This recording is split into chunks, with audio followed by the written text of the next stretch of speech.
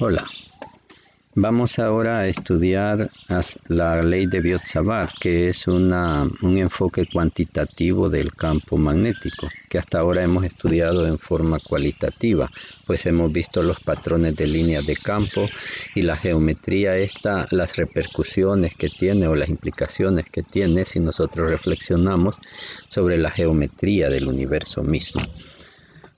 Bien. Vamos a introducirnos a través de las analogías. Quisiera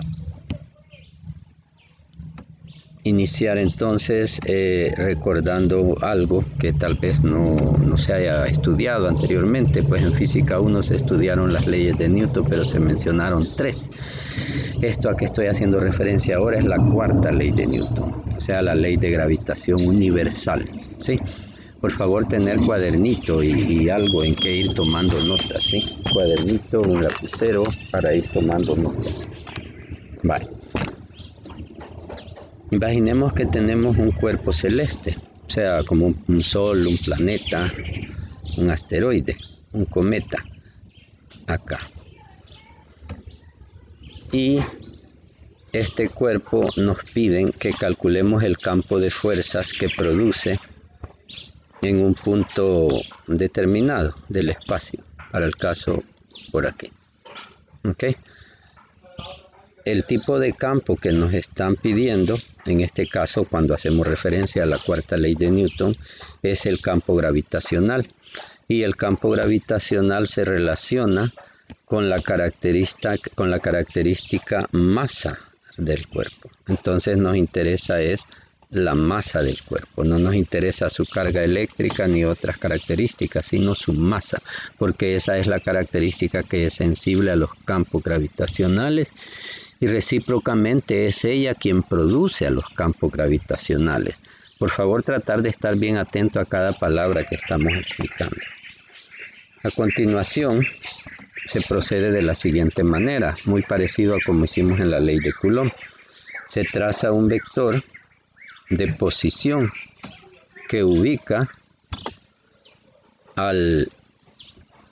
nos está este vector ubicando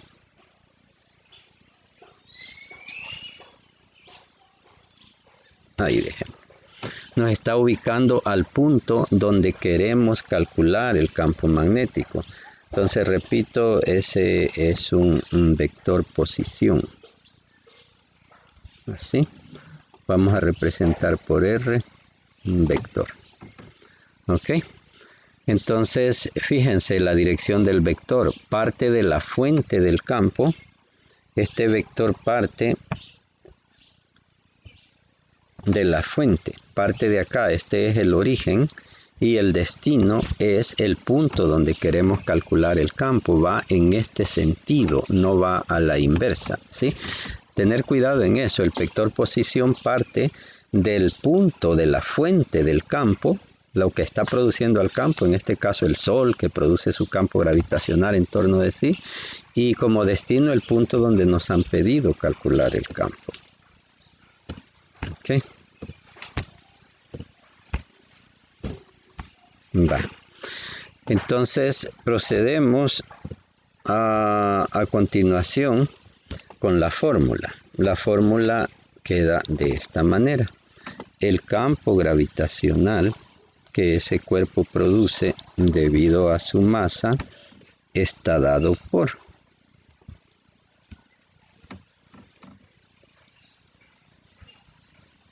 una fracción.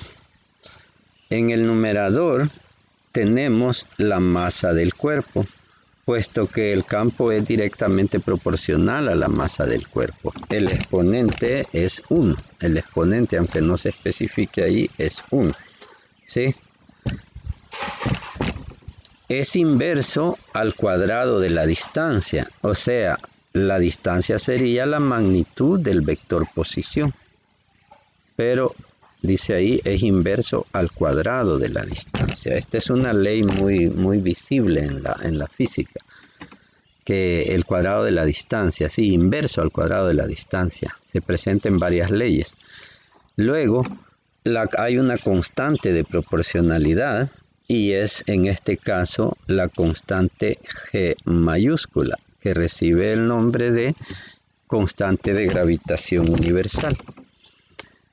Y con eso tenemos ya la magnitud del campo gravitacional en ese punto. Pero como nosotros estamos tratando es una naturaleza vectorial, entonces se hace necesario dar por acá, colocar la parte vectorial. Y eso se consigue simplemente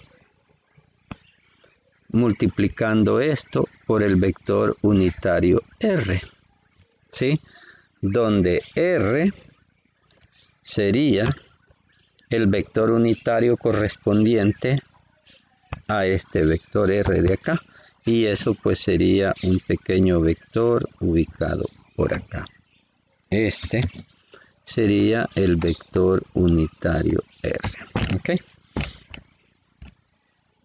Ahí vamos.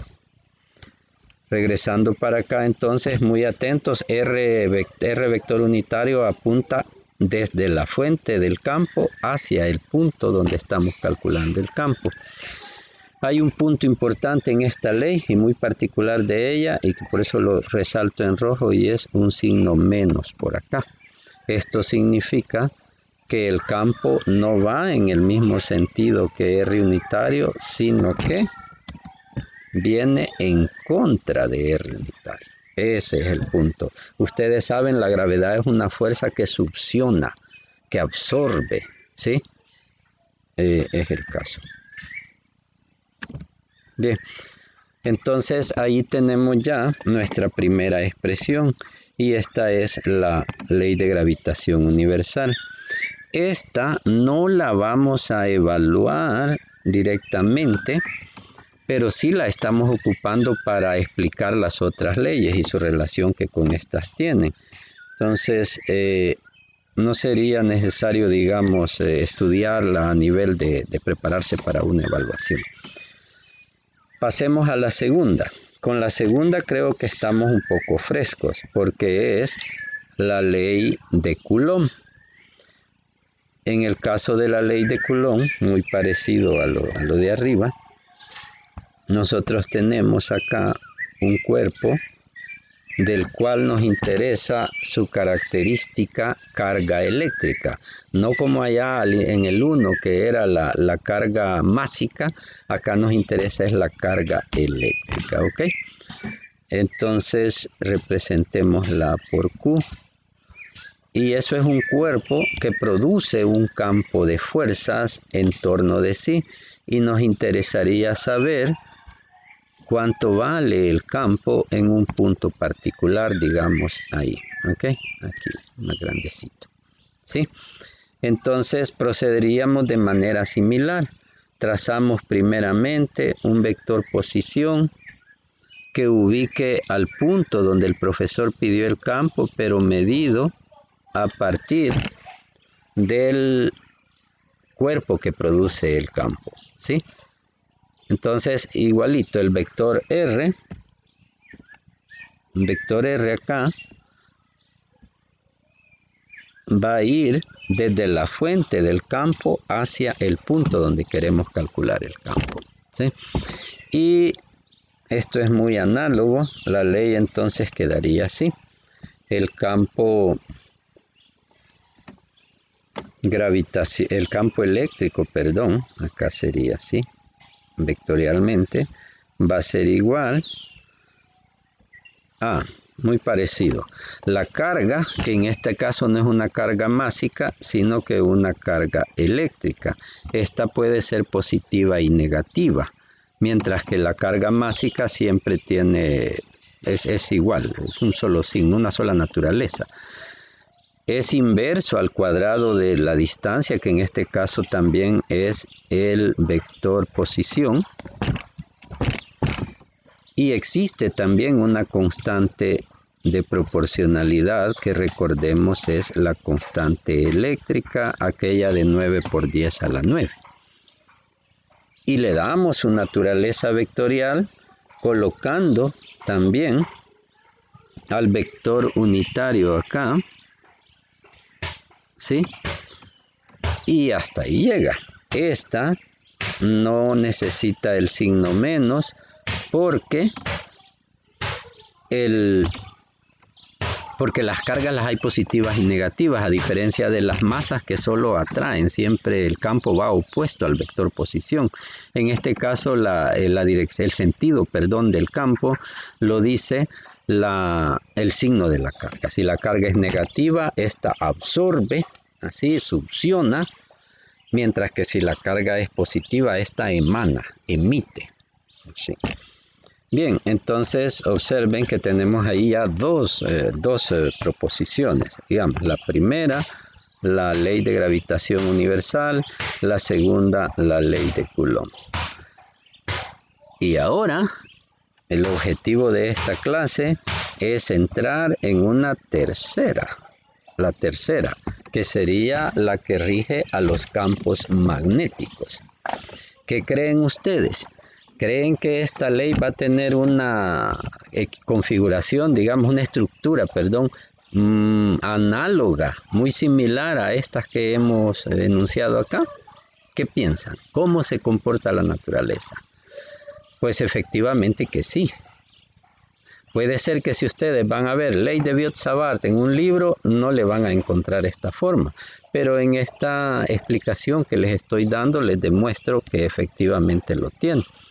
Primeramente, vamos a apartar un poquito esto y vamos a dedicar un poquito de tiempo a estudiar algo que en los libros se conoce con el nombre de elemento de corriente. Elemento de corriente es el nombre que más me parece de los que encontramos en los libros.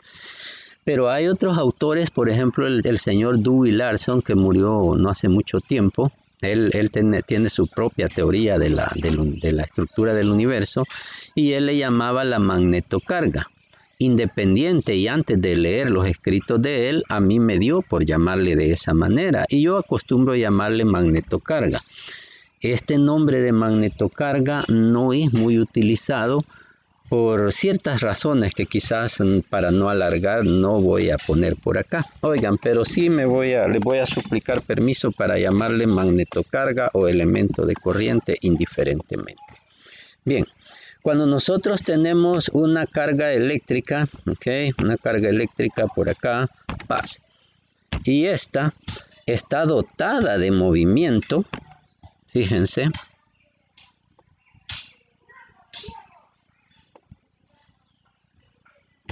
Esta tiene movimiento, entonces, no me gusta cómo me quedó. Vaya, si nosotros tenemos una carga eléctrica y esta además, así más grandecita, tiene movimiento, entonces tenemos un matrimonio o tenemos una estructura que sería la estructura carga,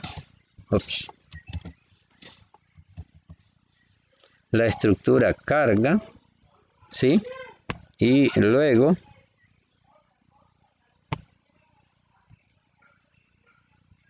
movimiento. A esta estructura carga-movimiento se le da un nombre. A mí me gusta darle el nombre, esto es muy particular mío, no lo he visto en otros lados, de B. El nombre de B.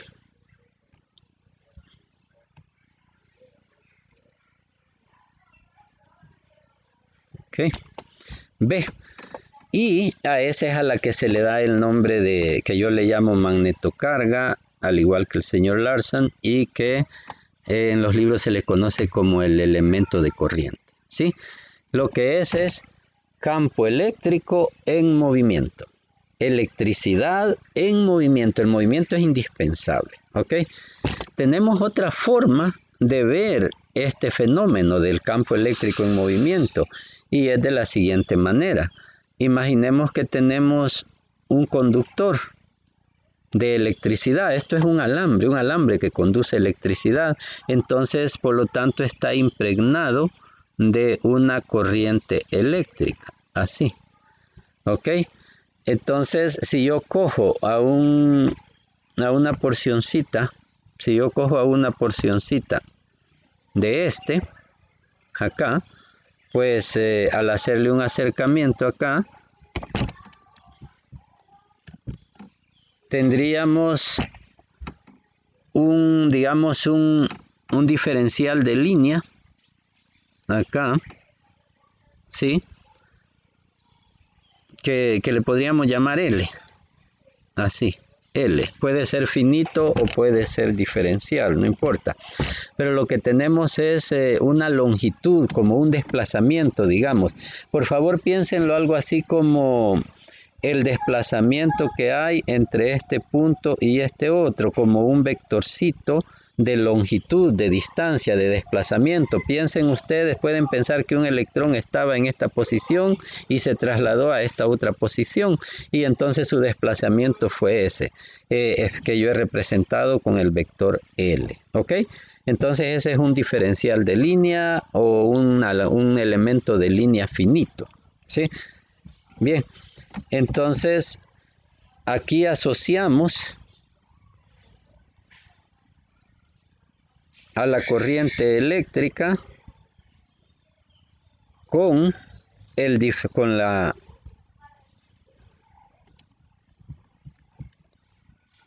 así. Aquí asociamos al elemento de desplazamiento, lo vamos a asociar con la corriente eléctrica. Acá. ¿Ve? Y a este me lo voy